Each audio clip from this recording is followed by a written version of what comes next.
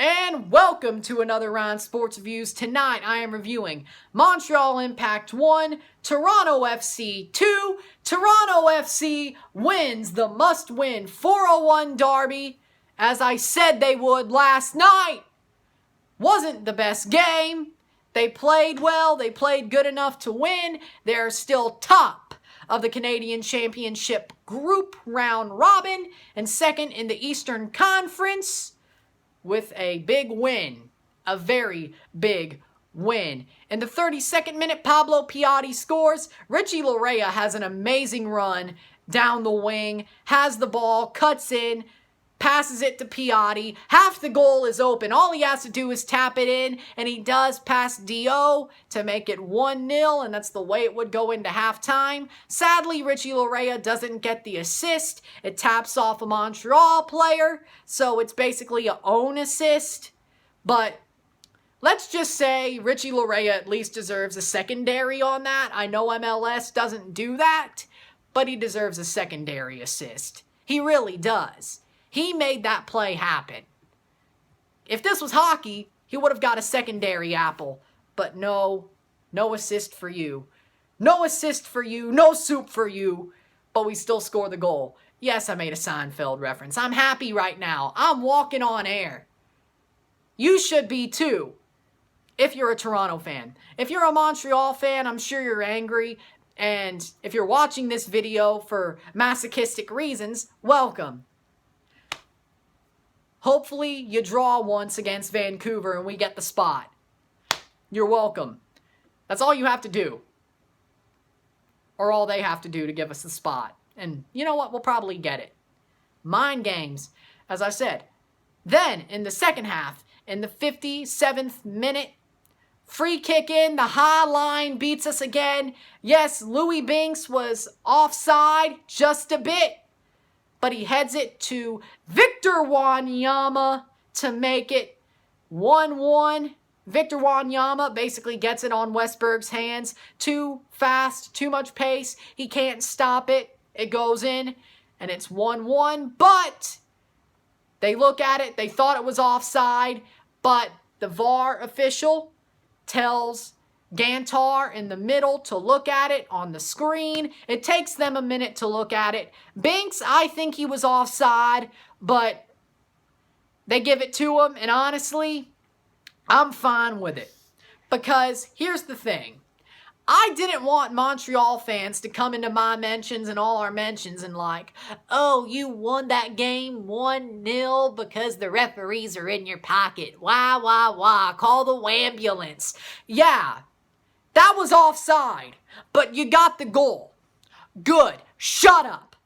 Speaking of shut up, in the 89th minute, Josie Altidore shuts up that damn bell, puts it in, goes, gets the pass, just runs it down.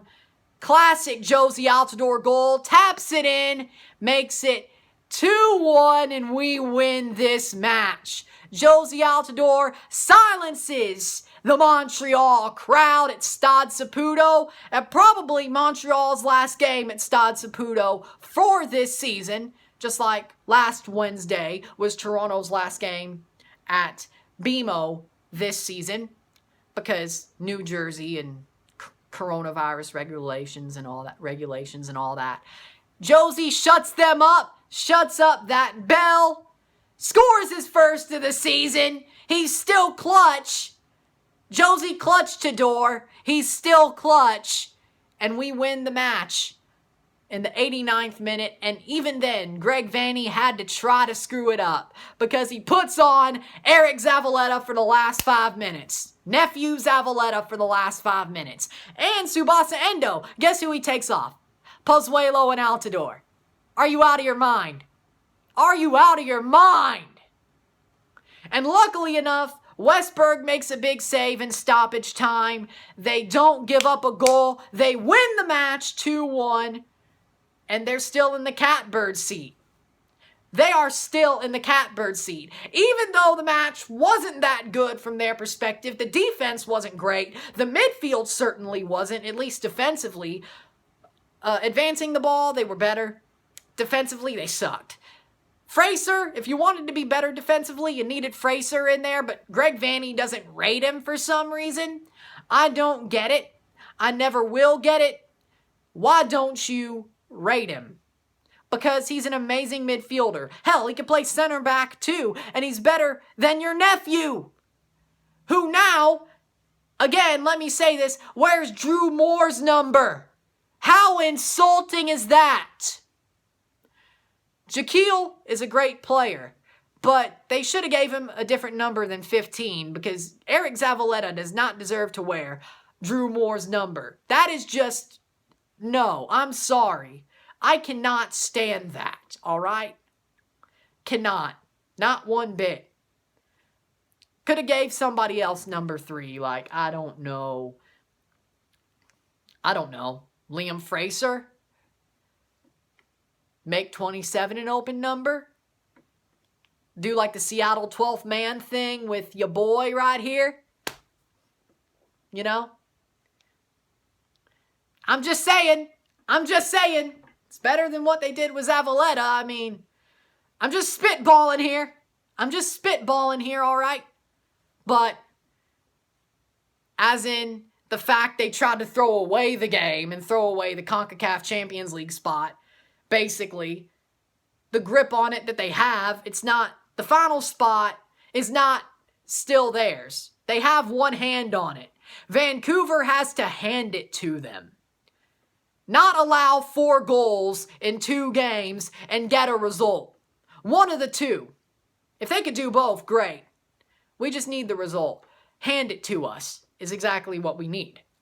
And every Toronto fan right now became a big Vancouver fan.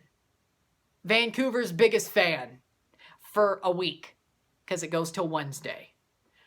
All they have to do is get a result in 1 game. Hell, if they get it Sunday, great. I'd like to see a good Sunday, all right? Tom Brady wins with the Buccaneers, and the Vancouver Whitecaps get a result. Now, little secret here, I ain't doing the Vancouver video till Monday. I'm talking about Tom Brady first. Yes, I'm going to talk about the Tampa Bay Buccaneers. Yes, that's the way this works. Tom Brady first, Vancouver, Montreal, Monday. And possibly for me, still could have a video Wednesday about them. But time zone wise, that probably would benefit me instead of, hurt me. So, yeah. But yeah, part of my schedule for this upcoming week. But yeah, back to the point. Toronto wasn't great tonight, but they got the win they needed. Am I going to complain about it? Not really. Not really. I'll take the win. I'll take the top spot. Yes, they weren't great. Yes, it wasn't amazing. Yes, they didn't look so hot, but they got what they needed, and that's all that matters. I don't care that they looked bad for stretches of this game. Possession-wise, Montreal was beating them up and down the pitch for the first 20 minutes. How we ended up winning in possession is beyond me, because I felt like Montreal had more of the ball the whole game. Hell, that's what Wildman and Caldwell felt.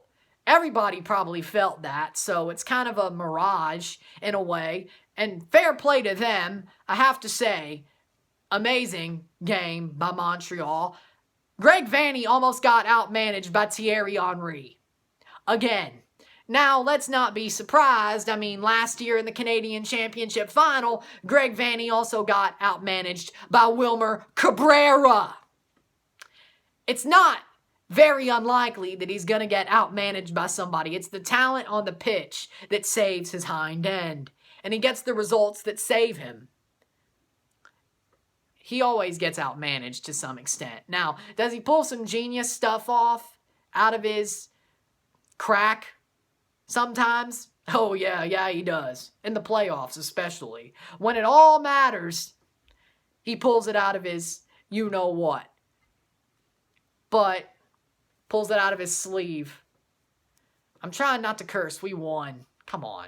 I don't need to. But pulls some out of his sleeve during the playoffs. Fairy magic Devil Magic. Are we like the Cardinals now? Toronto Devil Magic? I mean, I'll take it. I won't complain. Toronto Devil Magic? Yeah, I'll take it because we are the best fans in MLS, best fans in football. We do deserve that little reference. Yes, it is Toronto Devil Magic. Boom.